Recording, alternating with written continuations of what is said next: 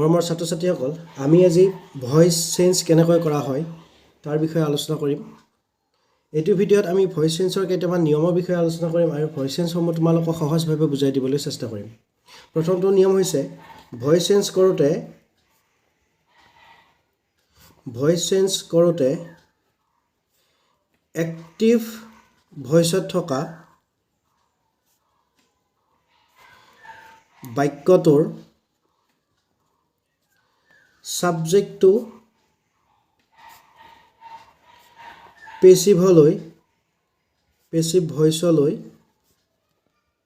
পৰিৱৰ্তন কৰিলে অবজেক্ট ৰূপে বহে আৰু এক্টিভ ভইচত থকা অবজেক্টটো পেছিভত সাবজেক্ট ৰূপে বহে।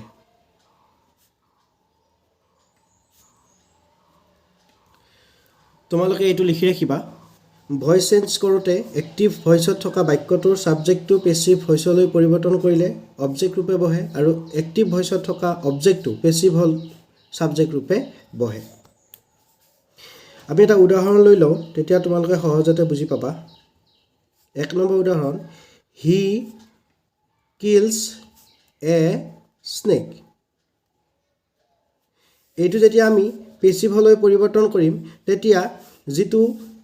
এক্টিভ ভইচৰ সাবজেক্ট সেইটো অবজেক্ট ৰূপে বহিব পেছিভত আৰু যিটো এক্টিভ ভইচৰ অবজেক্ট সেইটো পেছিভত সাবজেক্ট ৰূপে বহিব। যদি আমি এইটো সম্পূৰ্ণ কৰোঁ হ'ব a snake is killed by him. ইয়াত হি পৰিৱৰ্তে হিম হৈছে। প্ৰনাউনৰ পৰিৱৰ্তনবিলাক আমি তলত আলোচনা কৰিম। 2 নম্বৰ নিয়ম, পেছিভ ভইচত ভাৰ্বটো সদায় past participle ফৰ্মত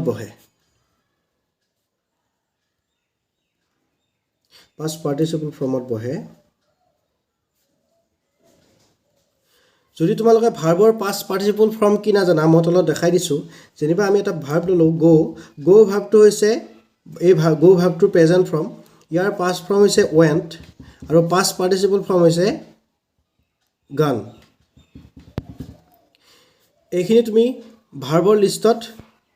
নিশ্চয়কৈ পাবা, গো ৱেণ্ট গান। আকৌ বেলেগ এটা ভাৰ্ব লওঁ আমি কিল ভাৰ্বৰ প্ৰেজেণ্ট ফৰ্ম হৈছে কিল, পাষ্ট ফৰ্ম হৈছে কিল্ড আৰু পাষ্ট পাৰ্টিচিপল ফৰ্ম হৈছে কিল্ড।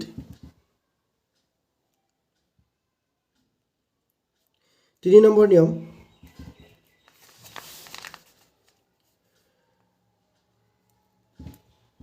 ভইচ চেঞ্জত পেছিভ ভইচৰ পৰা পেছিভ ভইচলৈ পৰিৱৰ্তন কৰিলে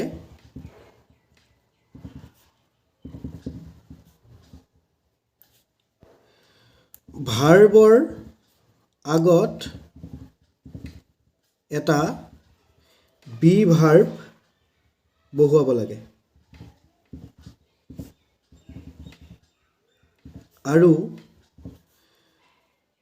অবজেক্টৰ আগত বাই নতুবা টু প্ৰিপজিশ্যন ব্যৱহাৰ কৰা হয়।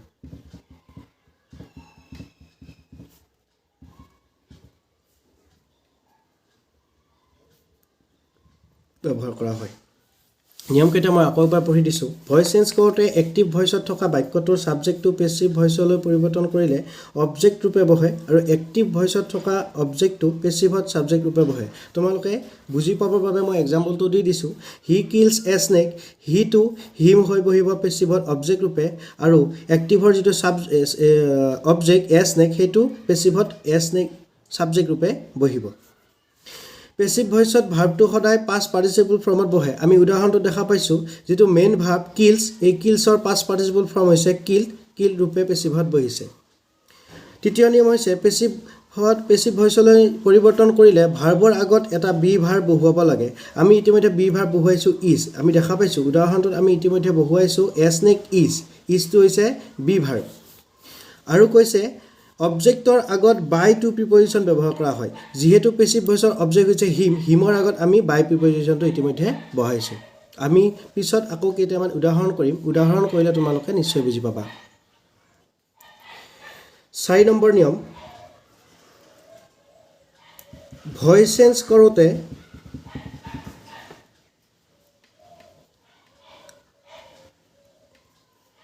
প্ৰনাউনৰ পৰিৱৰ্তন হয় এই প্ৰনাউনৰ পৰিৱৰ্তনবোৰ তলত আমি আলোচনা কৰিলো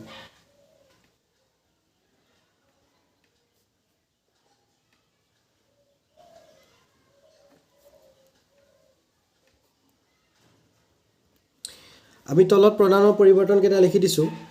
এক্টিভ বাক্যৰ পৰা আমি পেছিভলৈ যেতিয়া পৰিৱৰ্তন কৰিম তেতিয়া প্ৰনাউনসমূহ এনে ধৰণৰ যদি এক্টিভত আই থাকে তেতিয়া পেছিভত হ'ব মি যদি এক্টিভত হি দেখা পাও তেতিয়া আমি পেছিভলৈ নিউতে হ'ব হিম সিৰ হলনি সিৰ পৰিৱৰ্তে আমি লিখিব পাৰো হাৰ উই পৰিৱৰ্তে হ'ব আস দে পৰিৱৰ্তে হ'ব দেম আৰু ইউৰ পৰিৱৰ্তে আমি লিখিব পাৰো ইউ 5 নম্বৰ নিয়ম টেন্স অনুসৰি ভয়েস চেঞ্জ কৰা নিয়ম এতিয়া আমি প্ৰতিটো টেন্সৰ গঠন অনুযায়ী আমি পেছিভ কৰোঁতেনো কেনেকৈ কৰিব পাৰি তাৰ বিষয়ে আমি কেইটামান গঠন লিখি উলিয়াইছো তোমালোককো এই গঠন কেইটা মই শেয়াৰ কৰিছো প্ৰথম টেন্সটো হৈছে present indefinite tense P R E S C N T present indefinite tense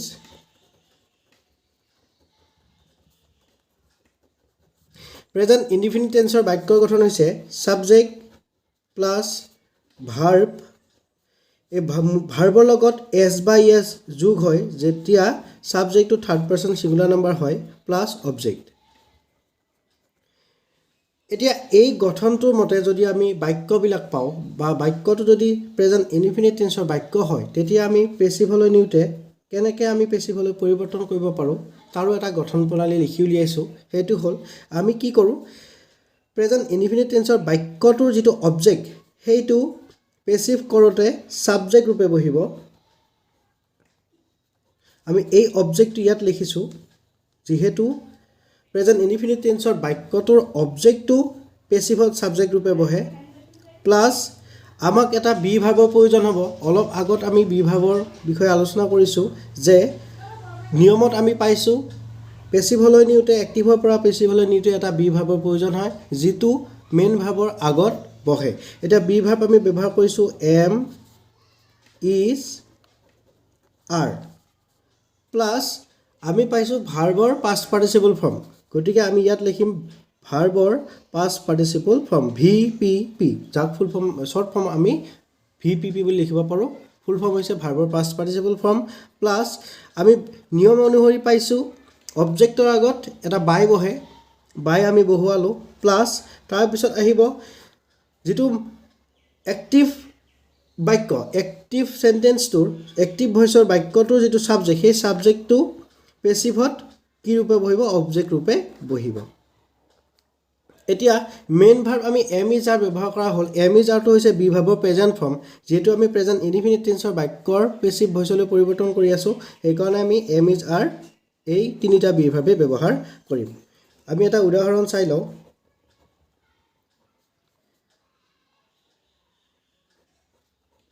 Roman writes a letter এই বাক্যটোক যেতিয়া আমি পেছিভলৈ পৰিৱৰ্তন কৰিম তেতিয়া বাক্যটো যেটো প্ৰেজেন্ট টেন্সৰ বাক্যৰ যেটো অবজেক্ট এই অবজেক্টটো পেছিভত আহিব সাবজেক্ট ৰূপে গতিকে এ লেটাৰটো হ'ব সাবজেক্ট প্লাস বি ভাৰ্ব আছে এম ইজ আৰ এ লেটাৰৰ লগত বহিব ইজ প্লাস ভাৰ্বৰ পাষ্ট পাৰ্টিসিপল ফৰ্ম এই বাক্যটোৰ মূল ভাৰ্ব হৈছে ৰাইট গতিকে ৰাইটৰ পাষ্ট পাৰ্টিসিপল ফৰ্ম হৈছে written W R I T T E N written তাৰ পিছত আহিব বাক্যৰ গঠন অনুসৰি বাই প্লাস সাবজেক্টটো হ'ব ৰমেন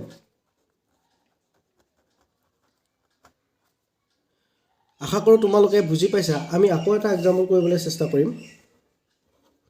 হি read a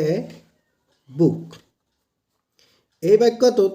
এ বুকটো হৈছে এক্টিভ ভইচৰ বাক্যৰ অবজেক্ট গতিকে পেছিভলৈ আনোতে হ'ব এ বুকটো হৈ আহিব সাবজেক্ট প্লাস বাক্যৰ গঠন অনুসৰি এম ইজ আৰ এটা বি ভাৰ্ব লাগিব এ বুকৰ লগত বি ভাৰ্ব হ'ব ইজ প্লাস ভাৰ্বৰ পাষ্ট পাৰ্টিচিপল মেইন ভাৰ্ব হৈছে ৰিড গতিকে ৰিডৰ পাষ্ট পাৰ্টিচিপল ফৰ্ম হৈছে read plus by plus subject হৈছে হি গতিকে হি পৰিৱৰ্তে আমি কি লিখিম হিম অলপ ইতিমধ্যে আমি আগতে আলোচনা কৰি আছো প্ৰনাউনৰ চেঞ্জ হি পৰিৱৰ্তে বহে হিম 3 নম্বৰ উদাহৰণ হি gives a pen এই বাক্যটো তোমালোকে পেছিভলৈ নিবা আৰু কমেন্ট বক্সত জনাবা এইবাৰ আমি দ্বিতীয়টো টেন্স প্ৰেজেন্ট কন্টিনিউয়াস টেন্সৰ পেছিভ ভইচলৈ নিয়াৰ নিয়মসমূহ আলোচনা কৰিম present continuous tense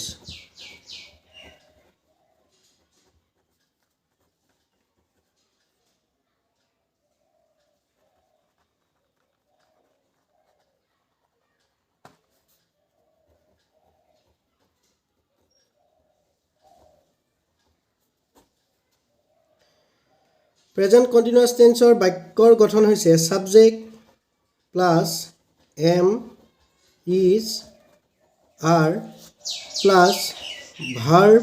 plus ING plus object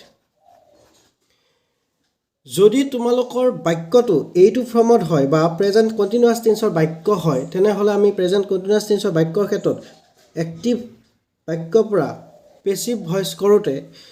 active ভইচৰ অবজেক্টটো বহিব ইয়াত এটা মেইন বি ভাৰ্ব লাগিব বি ভাৰ্ব অলৰেডি ইয়াত দিয়া আছে এম ইজ আৰ প্লাস ইয়াৰ পিছত লাগিব বিইং মনত ৰাখিবা কন্টিনিউয়াস টেন্সৰ প্ৰেজেন্ট কন্টিনিউয়াস টেন্সৰ বাক্যৰ ক্ষেত্ৰত যেতিয়া আমি এক্টিভৰ পৰা পেছিভ কৰিম তেতিয়া মূল ভাৰ্বটো যেহেতু পাষ্ট পাৰ্টিচিপল ফৰ্মত বহিব গতিকে আইএনজি হলনি আমি পেছিভলৈ নিতে বিইং শব্দটো বা বিইং ওয়াৰ্ডটো আমি ব্যৱহাৰ কৰিব লাগিব প্লাস ভিপিপি ভাৰ্বৰ পাষ্ট পাৰ্টিচিপল ফৰ্ম আমি ইতিমধ্যে জানি আহিছো বা নিয়মসমূহত আমি পাই আহিছো যে ভইচ চেঞ্জ কৰোতে পেছিভত সদায় ভাৰ্বৰ পাষ্ট পাৰ্টিচিপল ফৰ্মেই বহে প্লাস বাই প্লাস সাবজেক্ট আমি এটা উদাহৰণ চাও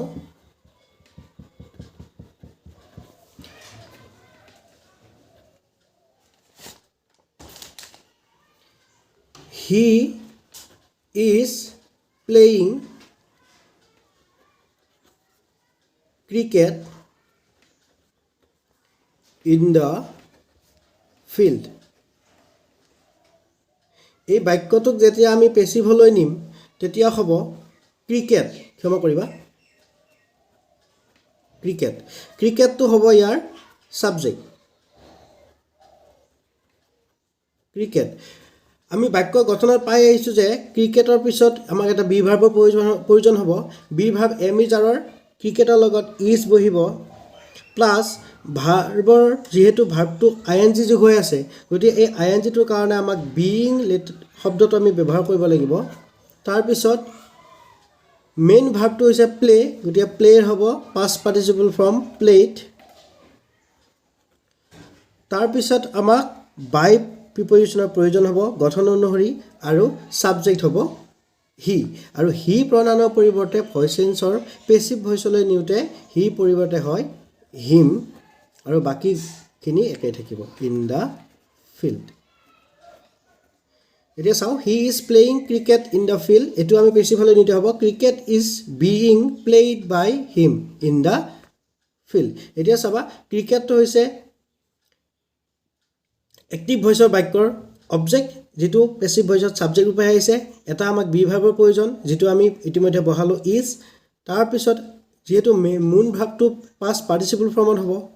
কিন্তু মূল ভাৱটোৰ লগত আইএনজি যোগ হৈ আছে সেইটো কাৰণে আমি বিইং ৱৰ্ডটো ব্যৱহাৰ কৰিব লগা হ'ল তাৰপিছত প্লেয়িঙৰ লগত প্লেইড বহালোঁ কাৰণ ভাৰ্বৰ পাষ্ট পাৰ্টিচিপল ফৰ্ম ভাৰ্বৰ পিছত আমি বাই প্ৰিপজিশ্যন বহাব লাগে বাই বহালোঁ আৰু হি পৰিৱৰ্তে আমি হিম লিখিলোঁ এইটো হ'লে প্ৰনাউন চেঞ্জ আমি ইতিমধ্যে আগত আলোচনা কৰি আহিছোঁ আৰু বাকীখিনি ইন দ্য ফিল্ডখিনি আমি যেনেকৈ আছে তেনেকৈ লিখি দিলোঁ আমি আৰু এটা উদাহৰণ লৈছোঁ সীতা ইজ singing a